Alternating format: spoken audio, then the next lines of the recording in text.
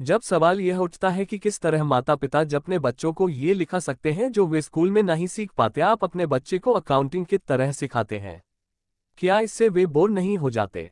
और आप उन्हें किस तरह निवेश करना सिखाएंगे जब एक पाठक के रूप में आप खुद निवेश के खतरे से डरते हैं? अपने बच्चों को सुरक्षित जीवन के लिए तैयार करने के बजाय मैंने ये बेहतर समझा कि उन्हें रोमांचक जीवन के लिए तैयार किया जाए। तो आप किस तरह किसी बच्चे को धन और उन सब चीजों के बारे में सिखा सकते हैं जिन पर हमने अभी विचार किया है? मैंने रॉबर्ट से पूछा, हम किस तरह इसे माता पिता के लिए आसान बना सकते हैं, खासकर तब जब उन्हें खुद ही इसकी समझ न हो? उन्होंने कहा, मैंने इस विषय पर एक पुस्तक लिखी है। वह पुस्तक कहाँ है? मेरे कंप्यूटर में। ये बरसों से वहीं बिखरी पड़ी है। मैं कभी कभार उसमें कुछ बातें जोड़ देता हूँ, परंतु मैं आज तक उसे कभी इकट्ठा नहीं कर पाया। मैंने इस पुस्तक को तब लिखना शुरू किया था जब मेरी पहली पुस्तक बेस्टसेलर हो गई थी, परंतु मैं अभी तक अपनी नई पुस्तक को पूरा नहीं कर पाया है। यह अभी भी खंडों में है, और वह पुस्तक निश्चित रूप से खंडों में ही थी। उन बेहतरीन खंडों को पढ़ने के बाद मैंने यह फैसला किया कि पुस्तक निश्चित रूप से बेहतरीन थी और समाज में इसकी बहुत जरूरत थी, खासकर ऐसे समय में जब दुनिया तेजी से बदल रही थी। हम दोनों ताकाल इस निर्णय पर पहुंचे कि मैं रॉबर्ट की पुस्तक में सह लेखक बन जाऊं। मैंने उनसे पूछा कि उनके विचार से किसी बच्चे को कितनी प्रिय शिक्षा की जरूरत होती है। उन्होंने कहा कि यह बच्चे पर निर्भर करता है। अपने बचपन में ही उन्होंने ये जान लिया था कि वे अमीर बनना चाहते थे और उन्हें एक ऐसे पिलास्वरूप व्यक्ति मिल गए थे जो अमीर में और जो उनका मार्गदर्शन करने के इच्छुक भी थे। रॉबर्ट का कहना था कि शिक्षा ही सफलता की नींव है। जिस तरह स्कूल में सीखी गई बातें बहुत महत्वपूर्ण होती है, उसी तरह घन संबंधी समझ और बोलने की कला भी महत्वपूर्ण होती है। आगे की कहानी रॉबर्ट के दो डैडियों के बारे में है, जिनमें से एक अमीर है और इसी गरीब इनके जरिए रॉबर्टसियों को बताएंगे जो उन्होंने अपने जीवन में सीखे हैं। दोनों डैडियों के बीच का अंतर एक खास बात उजागर करता है। इस पुस्तक को मैंने बढ़ाया है, इसमें कुछ जोड़ा और घटाया है और इसे व्यवस्थित करने का काम किया है। जो अकाउंटेंट इस पुस्तक को पढ़ें, उनसे मेरा यही अनुरोध है कि वे अपने किताबी ज्ञान को एक तरफ रख दें और अपने दिमाग में रॉबर्ट के सिद्धांतों को घुस जाने दें। हालांकि उनमें से कई सिद्धांत पहली नज़र में गलत लगेंगे, अकाउंट्स के सिद्धांतों की बुनियादी बातों को चुनौती देते लगेंगे, परंतु ये याद रखें कि वे एक महत्वपूर्ण दृष्टि देते हैं कि किस तरह सच्चे निवेशक अपने निवेश के फैसलों का विश्लेषण करते हैं। जब हम अपने बच्चों को स्कूल जाने, मेहनत से पढ़ने और अच्छी नौकरी पाने की सलाह देते हैं तो अक्सर हम ऐसा सांस्कृतिक आदतों के कारण करते हैं।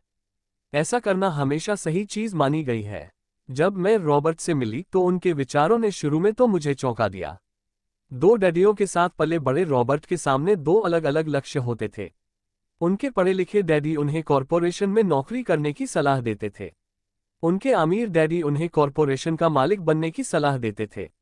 दोनों ही कामों में शिक्षा की जरूरत थी, परंतु पढ़ाई के विषय बिल्कुल अलग अलग थे। पढ़े लिखे डैडी रॉबर्ट को स्मार्ट बनने के लिए प्रोत्साहित करते थे। अमीर डैडी रॉबर्ट को ये जानने के लिए प्रोत्साहित करते थे कि किस तरह स्मार्ट लोगों की सेवाएं ली जाएं। दो डैडियों के होने से कई समस्याएं पैदा हुई। रॉबर्ट के असली डैडी हवाई राज्य में शिक्षा प्रमुख थे। जब रॉबर्ट 16 साल के हुए तो उन्हें इस बात की कोई खास चिंता नहीं सता रही थी, अगर तुम्हें अच्छे नंबर नहीं मिलते तो तुम्हें कोई अच्छी नौकरी नहीं मिलेगी। वे पहले से ही जानते थे कि उनके करियर का लक्ष्य था कॉरपोरेशन का मालिक बनना, न कि उसमें नौकरी करना। सच तो यह है कि अगर हाई स्कूल में समझदार और मेहनती परामर्शदाता नहीं मिला होता तो रॉबर्ट कभी कॉलेज भी नहीं गए होते।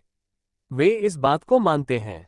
वे दौलत कमाने के लिए बेताब थे, परंतु वे आखिरकार मान ही गए कि कॉलेज की शिक्षा से भी उन्हें फायदा हो सकता है। दरअसल इस पुस्तक में दिए गए विचार शायद बहुत से माता पिताओं को क्रांतिकारी और अतिशयोक्तिपूर्ण लगेंगे।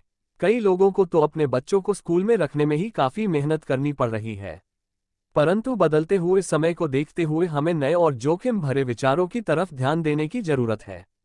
अपने बच्चों को कर्मचारी बनने की सलाह देने का मतलब यह है कि हम उन्हें जिंदगी भर अपनी खून पसीने की कमाई से इनकम टैक्स व और भी न जाने कितने टैक्स चुकाने की सलाह देते हैं और इसके बाद भी पेंशन की कोई गारंटी नहीं होती। और यह सच है कि आज के जमाने में टैक्स किसी व्यक्ति का सबसे बड़ा खर्च है। हकीकत में ज्यादातर परिवार तो जनवरी से आधी मई तक सिर्फ अपने टैक्स चुकाने के लिए ही सरकार की नौकरी करते हैं। आज नए विचारों की बहुत जरूरत है और यह पुस्तक हमें नए विचार देती है। रॉबर्ट का दावा है कि अमीर लोग अपने बच्चों को अलग तरह की शिक्षा देते हैं। वे अपने बच्चों को घर पर सिखाते हैं, डिनर टेबल पर, हो सकता है कि यह विचार वे न हों जिन पर आप अपने बच्चों के साथ बातें करते हो, परंतु उन पर नजर डालने के लिए धन्यवाद। और मैं आपको सलाह देती हूं कि आप खोज करते रहें। एक माँ और एक CPA होने के नाते मैं तो यही सोचती हूं कि अच्छे नंबर लाना और एक बढ़िया नौकरी पा लेना एक पुराना विचार है। हमें अपने बच्चों को नए तरह के विचार देने होंगे। हमें उन्हें अलग तरह की शिक्षा देनी होगी।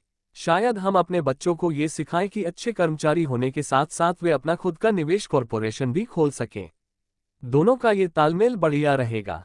एक भी होने के नाते मुझे उम्मीद है कि यह पुस्तक सभी अभिभावकों के लिए फायदेमंद होगी। रॉबर्ट लोगों को ये बताना चाहते हैं कि कोई भी व्यक्ति अगर ठान ले तो अमीर बन सकता है।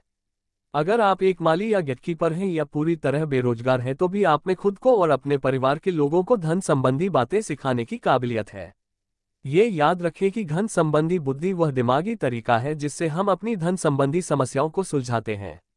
आज हम ऐसे विश्वव्यापी तकनीकी परिवर्तनों का सामना कर रहे हैं जिनका सामना हमने आज से पहले कभी नहीं किया। किसी के पास भी जादू की पुड़िया नहीं है, परंतु एक बात तो तय है, ऐसे परिवर्तन हमारे सामने आने वाले हैं जो हमारे याद से परे हैं। कौन जाने भविष्य हमारे लिए क्या लाता है, पर जो भी हो हमारे पास दो मूलभूत विकल्प मौजूद है, या तो हम सुरक्षा की राह पर चले या फिर हम स्मार्ट बनकर खुद को चंद संबंधी क्षेत्रों में शिक्षित करें और अपने बच्चों की धन संबंधी प्रतिमा को भी जागृत करें। Sharon lateral.